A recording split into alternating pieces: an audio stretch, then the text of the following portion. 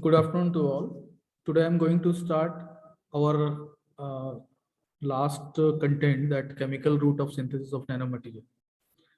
So what are the methods related to chemical synthesis of nanomaterial, and how we can synthesize nanomaterial by using chemical route? Good afternoon, sir.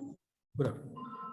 So in this chemical route of synthesis, we are starting chemical precipitation method. So give heading chemical precipitation method.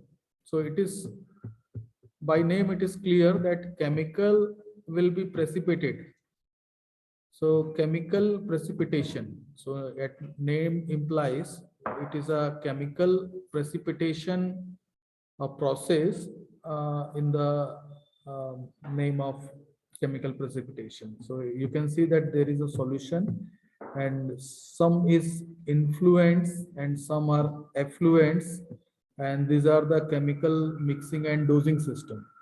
मतलब chemical precipitation नाम से पता चल रहा है कि कुछ ना कुछ प्रेसिपिटेट हो जाएगा, मतलब कुछ जो है सेटल डाउन हो जाएगा, कुछ केमिकल रिएक्शन के बाद बचेगा जो आपका मटेरियल होगा। तो यही इसका मेन कंसेप्ट है। क्लियर है ये? Is it clear? Chemical precipitation. So यहाँ पर देख सकते हैं कि कुछ हम मिलाएंगे, कुछ उससे निकलेगा, और साथ में यहाँ पे chemical mixing and dosing system यहाँ पर एक जनरेट होगा। तो इस मेथड को हम लोग बोलते हैं केमिकल प्रेसिपिटेशन। ठीक है, ओके है? आवाज आ रही है मेरी? जी सर। तो देखो यहाँ पर जो मेथड है इसका, जो मेथड ऑफ इंस्टॉलेशन या मेथड ऑफ जो सिंथेसिस है, इसमें यहाँ पे आप देख सकते हो कि the aim of precipitation is to precipitate the chemicals from dissolved substance in the wastewater by adding a reagent which forms an insoluble compound with the to be separated matter. जो भी हम मिलाएंगे उससे कुछ ना कुछ जो मटेरियल है वो क्या होगा? प्रेसिपिटेट होगा, मतलब वो नीचे जमेगा। और positive ions such as heavy metals also negative ions like phosphates and sulfates can be removed by via precipitation. मतलब हैवी मेटल्स और साथ साथ में जो नेगेटिव आयंस जो फॉस्फेट्स हैं, सल्फेट्स हैं, इस मेथड से हम लोग क्या कर सकते हैं? प्रेसिपिटेट कर सकते हैं। In general, precipitation occurs in a 1:1 molar ratio. In other words, one molecule of dissolved matter, for example, यहाँ पर थोड़ा सा इसको समझने की कोशिश करना। तो यहाँ पर आपका 1:1 मोल रेशियो, और जैसे one molecule of dissolved matter, जैसे सल्फर सल्फेट का एग्जांपल दिया हुआ है, SO4 present in the form of well soluble नाइट्रियम sulphate, ठीक है, with 1 mole of reagent, 1 mole of reagent, ठीक है, फॉर्म्स एन इनसॉल्युबल प्रेसिपिटेट। जब इनको मिलाएंगे तो इनसॉल्युबल प्रेसिपिटेट बनेगा, और उसके बेस बेरियम सल्फेट ये बनेगा इसमें। तो however a certain amount of overdoses is needed for complete the removal. तो ये एक मेथड का एक छोटा सा फॉर्म है। तो you can understand that how precipitation takes place.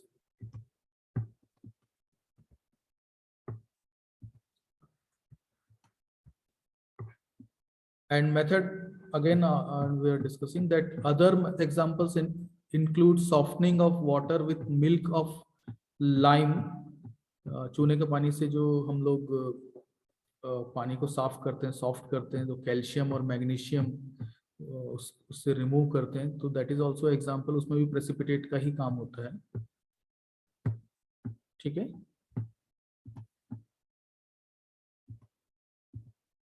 और थोड़ा सा और डिटेल में जाएं तो अपन, तो यहाँ पर other heavy metal can be precipitated as hydroxide by increasing the pH. pH का बहुत important role है इसमें। Once a substance has been precipitated, it can be separated from the main stream using filtration, flotation, and sedimentation. A polymer is often added to improve the slit operation. तो polymer जो है इसमें ज़्यादा use करते हैं इसको segment करने के लिए। तो ये जो मेथड है it is known as precipitation, chemical precipitation. इसके कुछ एडवांटेज भी हैं और उसके कुछ डिसएडवांटेज भी हैं। तो पहले हम लोग एडवांटेज डिस्कस करें। तो प्रेसिपिटेशन एक प्रूवन मेथड है, सिंपल और इफेक्टिव टेक्निक है। Precipitation can be used to obtain good result with a number of substance that are difficult to remove with other technique. बहुत सारे टेक्निक ऐसे हैं जिससे रिमूवल बहुत मुश्किल होता है, लेकिन प्रेसिपिटेशन से काफी इजीली हम लोग रिमूवल कर सकते हैं, प्रेसिपिटेट कर सकते हैं। Another advantage that is that very specific component can be removed। मतलब जैसे हमको जो कंटेंट रिमूव करना है सिर्फ वही रिमूव होगा, बाकी सब जो है वो वैसे का वैसे ही रहेगा। तो these are the also one of the method in the precipitation process। अगर हम लोग डिसएडवांटेज की बात करें तो in some cases waste material from the process can act as a reagent। तो example of this include iron based slit, hydroxide due to 1:1 mole ratio, large quantity of reagent is generally needed। so this is a disadvantage और इससे ये काफी costly महंगा हो जाता है। तो ये महंगा होने के कारण ये एक इसका डिसएडवांटेज है। ठीक है, और साथ ही साथ इसमें मतलब एक तरीके से ये इस रीजन के कारण ये एक्सपेंसिव हो जाता है। और दूसरा डिसएडवांटेज ये है कि large quantity of slit that is produced with few problem are encountered if the slits can be precipitated as a useful byproduct। for example the slit contain heavy metal अगर मान लो contain है तो it will be regarded as dangerous waste and will be accompanied by high processing cost। अगर हम लोग heavy metal को अगर इसको अगर प्रेसिपिटेट कर रहे हैं तो एक तो डेंजरस वेस्ट है, और इसको प्रोसेस करने के लिए हमको जो हमारी जो कॉस्ट है वो क्या हो जाएगी, बढ़ जाएगी। ठीक है, तो इसके एप्लीकेशंस क्या हैं? तो एप्लीकेशंस, प्रेसिपिटेशन बहुत वेल नोन है, कॉमन है, और इसमें मेटल और एनायन ये सब वेस्ट वाटर से हम लोग रिमूव कर सकते हैं।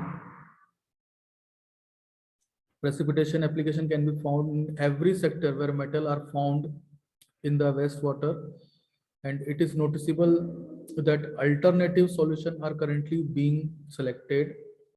The reason for this include the relatively high effluent concentration and disruptive influence of surface active substance and complex former and the rising cost of slit removal। तो slit removal के लिए जो कॉस्ट है वो बढ़ जाता है। ये सब डिसएडवांटेज है, इस कारण से कई जगह इसका यूज किया जाता है और कई जगह इसका यूज नहीं किया जाता। राइट, तो ये एक बेसिक मेथड है ना, बेसिक मेथड है जो स्टार्टिंग बहुत ही बेसिक जो एलिमेंट्स का जो प्रेसिपिटेशन करने के लिए इसका यूज करते हैं हम लोग। It also have some environmental issues, जो क्योंकि जो केमिकल स्लिट जो बनता है, स्लिट मतलब ये जो डायग्राम में ये जो आपको दिख रहा है ना, इसमें कहीं ना कहीं प्रेसिपिटेट हो जा रहा है। तो ये प्रेसिपिटेट इसकी बात कर रहे हैं हम लोग। तो chemical sludge is formed as a byproduct where the dry matter content is very important for a potential follow up step. तो sludge from heavy metal precipitation is regarded as dangerous waste. जो ये dangerous waste की अपन पहले भी बात की, heavy metal होगा तो उसका वेस्ट जो है वो डेंजरस होगा, है ना, उसको काफी अच्छे से रिफाइन करना पड़ेगा। कॉस्ट वाइज थोड़ा सा कॉस्टली है ये, क्योंकि इसमें जो स्लिट है, जो मटेरियल जो हम लोग प्योरीफाई कर रहे हैं उसके हिसाब से क्वांटिटी ऑफ मटेरियल डोजेज वो बढ़ जाएगा। इस कारण से जो है इसका कॉस्ट थोड़ा सा ज्यादा होता है। ठीक है, तो is it clear? Is it